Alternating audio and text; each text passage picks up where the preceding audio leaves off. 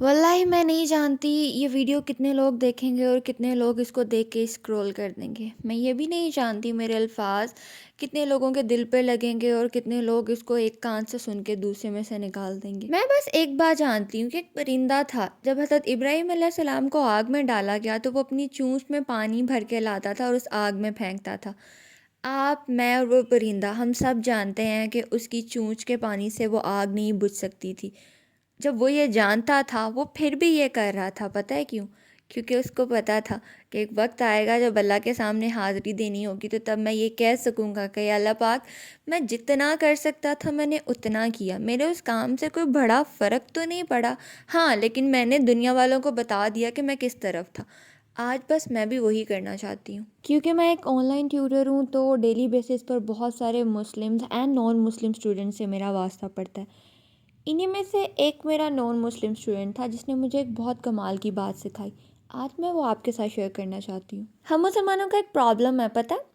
ہم عمل میں زیرو ہوتے ہیں، لیکن اگر بات سوکھی محبت کی ہو، اللہ سے محبت کی ہو، نبی صلی اللہ علیہ وسلم سے محبت کی ہو، تو ہماری غیرت جو ہے نا ایک سیکنڈ سے پہلے جاگ جاتی ہے. لیکن اگر وہی محبت کوئی کہے کہ بھائی عمل بھی کر کے دکھاؤ، جھوٹ چھوڑ کے دکھاؤ، نمازیں پوری پڑھ کے دکھاؤ، تو تب ہم سب بھول جاتے ہیں. اس سے بات کر کے مجھے ریئلائز ہوا ہمارا صرف یہی پرابلم نہیں ہے، ہمارا ایک اور بہت بڑا پرابلم ہے، اور وہ یہ کہ ہمیں 95% چیزیں صرف بتائی گئی ہیں. ہمارے پاس کوئی اوتھینٹک نالج نہیں ہے.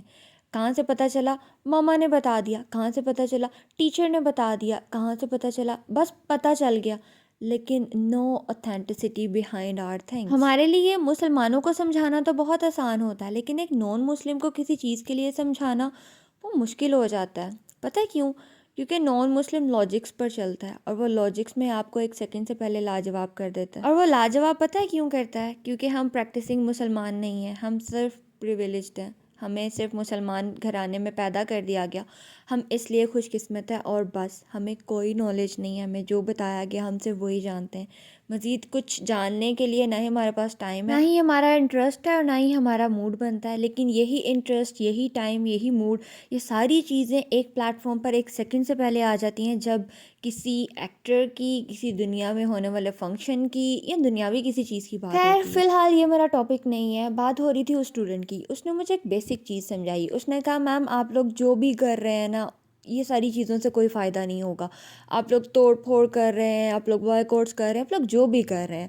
تو میں نے کہا اچھا پھر کس چیز سے فائدہ ہوگا؟ اس نے کہا میم اویئرنیس سے. آپ لوگوں کو اس چیز کا پتہ ہی نہیں ہے کہ یہاں پر میں کینیڈا میں بیٹھ کے دیکھ رہا ہوں کہ لوگوں کو پتہ ہی نہیں ہے کہ فلسطین میں کیا ہو رہا ہے، یا فلسطینیوں کے ساتھ کیا ہو رہا ہے، یا اسرائیل کیا کر رہا ہے، یا امریکہ کیا کر رہا ہے. اس نے مجھے کہا میم یہاں کا میڈیا جو دکھاتا ہے لوگ اسے سچ مانتے ہیں، یہاں کی گورنمنٹ جو دکھا دے گی سب وہی مانیں گے. تو آپ کو اویئرنیس پھیلانی ہوگی، آپ کو آواز اٹھانی ہوگی، اور اتنی دور تک بھیجنی ہوگی کہ سب کو حقیقت پتہ چلے. And this is the basic thing which we was missing. اس نے مجھے کہا میم میرے آفس کے راستے میں زارا برانڈ آتا ہے جہاں پر مسلمس نے آ کر توڑ پھوڑ کی تھی.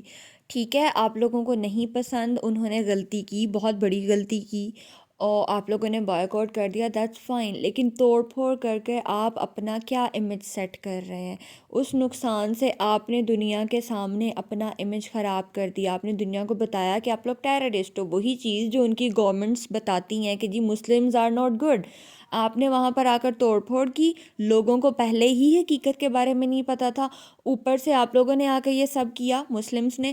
اس کا کرنے کا نقصان آپ کو یہ ہوا کہ جو لوگ پہلے سچائی نہیں جانتے تھے، جو جھوٹ ان کو بتایا گیا تھا، آپ نے جا کے اس جھوٹ پر ٹھپا لگا دیا کہ جی yes we are bad and yes we are destructive and we are terrorist. جبکہ ہم بینگ اے مسلمس ایسے نہیں ہیں. تو پھر غلطی کہاں ہے؟ یہ سوچ کے بتائیے گا.